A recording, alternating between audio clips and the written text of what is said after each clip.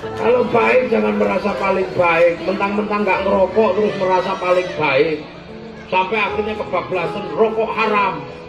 Rokok itu nggak ada hukumnya, karena hukumnya asap itu tidak ada. Ada yang mengatakan, loh kiai perokok, pantesan bela orang perokok. Wallah, saya bukan perokok. Zaman kalau pengen lihat kiai yang nggak ngerokok itu. Kenapa? Istri saya ngomel.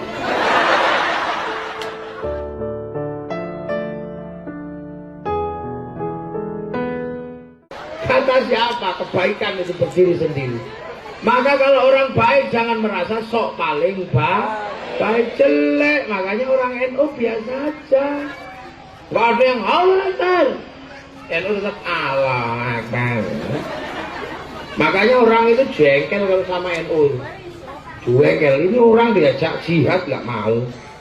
Liane Allah Akbar, NU tetap Allah Akbar. Lah itu. Makanya kalau masih ada NU aman. Loh buktinya apa? Ada yang paling enak sekarang itu. Ada organisasi yang menghalalkan anjing, ada. Di Solo sana, ini kalau ada orang Solo ada itu, menghalalkan anjing ada. Tapi kenapa anjing masih banyak? Ya karena pengikutnya nggak banyak. Coba kalau yang menghalalkan anjing itu kiai, NU. Besok pagi cari anjing udah nggak ada, habis.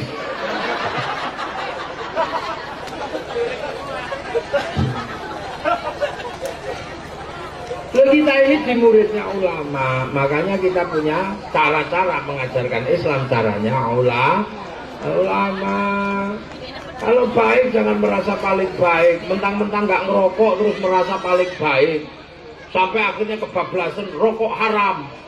Rokok itu nggak ada hukumnya, karena hukumnya asap itu tidak ada. Bapak bilang rokok ada hukumnya. Makanya kiai kalau bertanya kenapa kamu nggak ngerokok? Kalau ngerokok pusing kiai, oh makruh.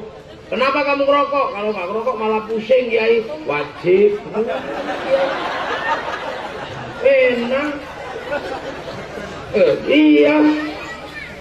Sementara dunia internasional sangat pusing dengan Indonesia. Kenapa? Indonesia negeri terbesar tapi tidak gampang stres.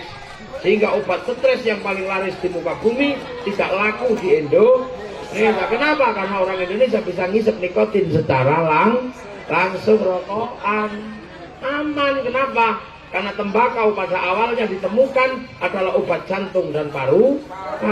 Jadi bako itu menstabilkan detak jantung dan paru. Makanya orang kalau ngerokok nggak gampang stres.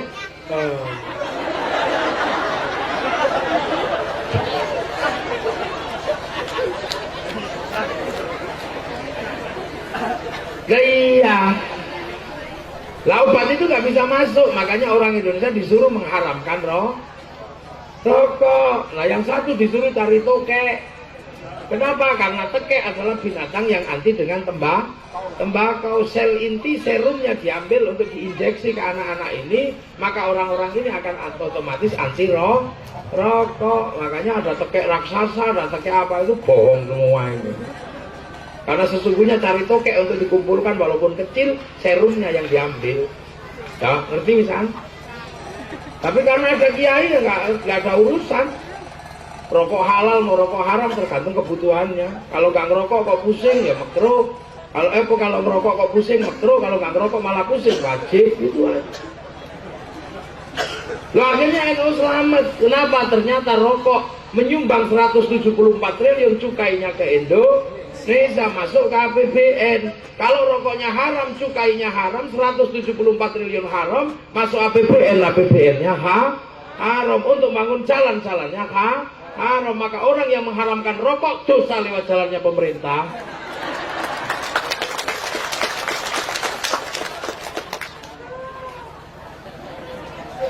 Loh, ada yang mengatakan, loh kiai perokok, pantesan bela orang perokok. Wallah, saya bukan perokok.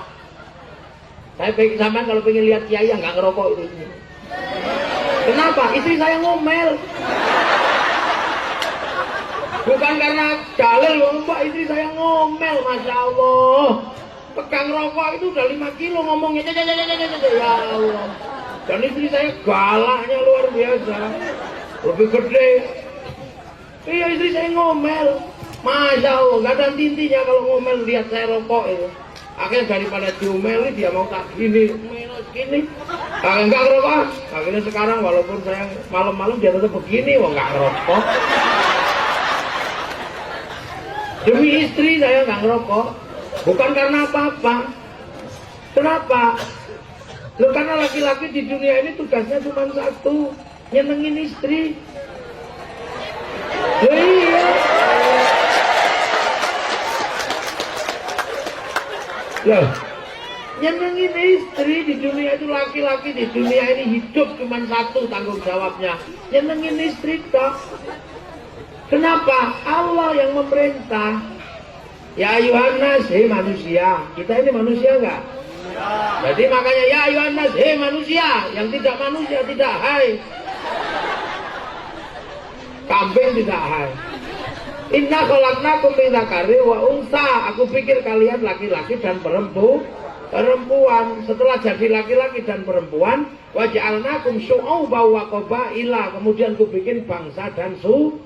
Lah kita ini bangsa Indonesia. Lah baiknya sebuah bangsa tergantung baiknya perempuan. Almar'atu imadul bilad, idza saluhat saluhal bilad wa idza fasadat fasadal bilad.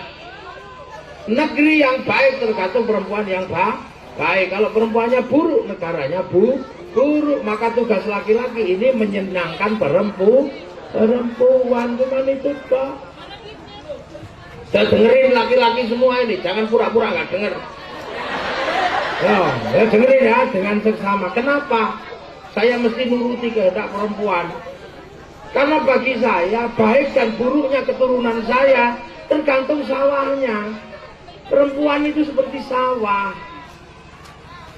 ya kan? Nisa hukum harsul lakum. Perempuanmu itu sawahmu.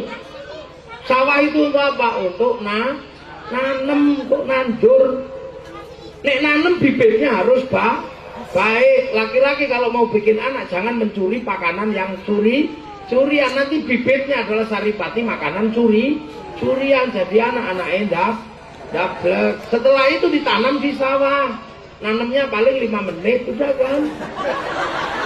Nah ini pelan-pelan, yang kecil gak usah dengerin. Setelah itu ditanam di sawah. Perempuan itu tempat untuk nanam. Dimanapun kalau nanam, sawahnya harus dikasih pupuk. Sawahnya harus subur dengan pupuk. Tidak boleh kekurangan air, harus selalu basah dan indah. Makanya jangan sampai perempuan itu kering. Makanya harus dibasahi. Dengan apa? Dikasih uang.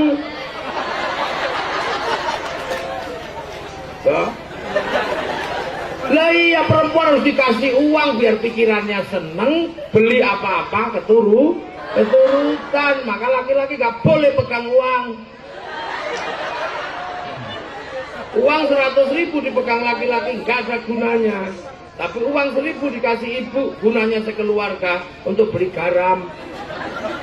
Pernah dapat semua. Lah itu makanya jadi laki-laki harus pinter menyiram sawah, kasih uang dan jangan dimarahi perempuan itu. Kenapa? Sawah kalau ditanami jauhkan dari api. Kalau terlalu dekat dengan api kepanasan, tanamannya melunter. Makanya perempuan jangan juga dimarahi. Kalau dia dimarahi hatinya panas. Dan hatinya panas, hati tepat di bawah payudara. Maka kalau hatinya panas, payudaranya nggak sehat. Keluar air susunya tidak sehat. Maka kalau air susu tidak sehat diminum bayinya bengek. Makanya ada istilah tetek bengek.